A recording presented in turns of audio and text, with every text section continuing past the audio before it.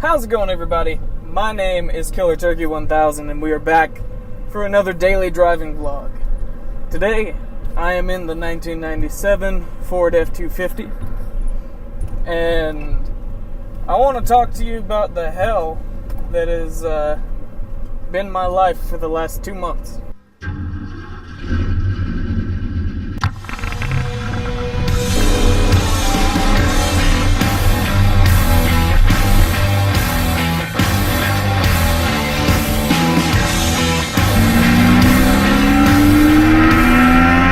My dad met this gal, and he thought it would be a good idea to move her in because she needed help and she was living in a bad place, and I'm not disagreeing with him on moving someone in because they're in a bad place. He asked me first thing, what do I think about her?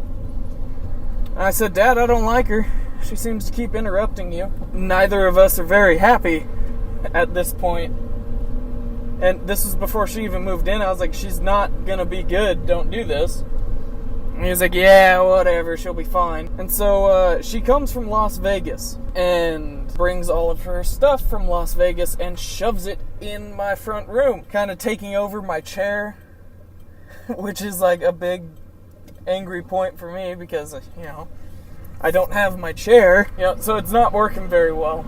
And she's interrupting like crazy. Like, if I was going to tell you this story, she would interrupt and tell her own story about Las Vegas, but she would only tell half of the story, and then she would begin telling another story about her pug. She was like, yeah, I'll move in, pay, $350 a month plus 1/3 of the utilities because it's me, Dad, and her. She didn't pay a dime and costed us way more money than we would have originally spent. So one day, she said she really wants some yogurt. She's really craving some yogurt. And it was my day off. And she doesn't have a car. So I'm like, okay, I'll run you down to the store and you can get some yogurt. While we're at the store, she's like, man, I really want some root beer float too. I said, all right, you're paying for this shit. I don't care. And it's only $27 worth of stuff, right? But her card keeps getting declined over and over and over. We're in the express checkout and there's like 15 people in line behind us now. So I'm like, you know what?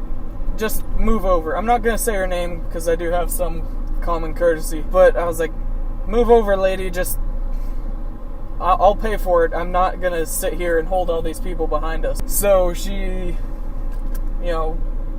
argues a little bit about it, but in the end, I just stuck my card in there, put in my PIN and all that, and got it taken care of. She's like, I'll pay you back. I feel so bad. And I was like, I know you don't feel bad, because I'm pretty sure you've done this same thing to Dad, except it was only $9 worth of shit. So, Dad ends up paying me back, because she can't. That was just one of many experiences. Imagine trying to watch a movie that you've really, really wanted to see, and like it finally comes to Netflix, right? She will talk throughout the whole thing. You could say, hey, be quiet, or let me rewind this real quick. I missed what they said there. And she'll be quiet for like 10 seconds and then go back to talking about some stupid shit that happened in Las Vegas or about her pug. Now, I get it, man. Pugs are cool. They're not my style of dog. They're a little too small and I think they look kind of goofy. But if you like a dog, like that dog. But this woman likes that dog more than her own father. Let that set in. She likes her dog more than she likes her dad. We asked her, if you had to pick between your dog or your dad, we didn't even finish.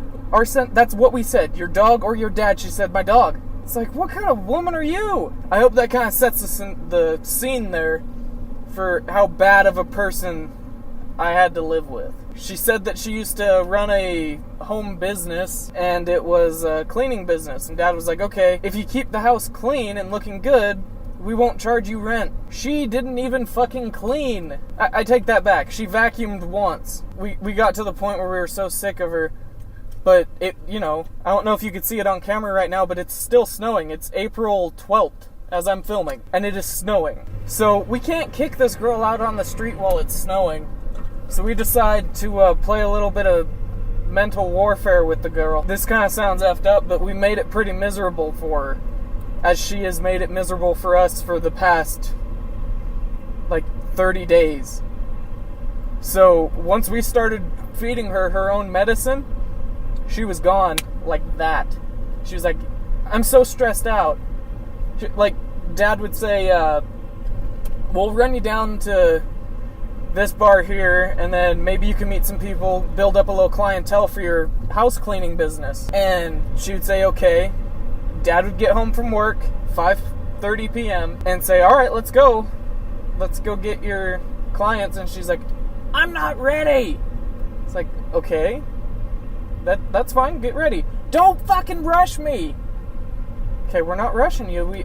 We had a set plan all day. You want to say we're rushing you right now? Really?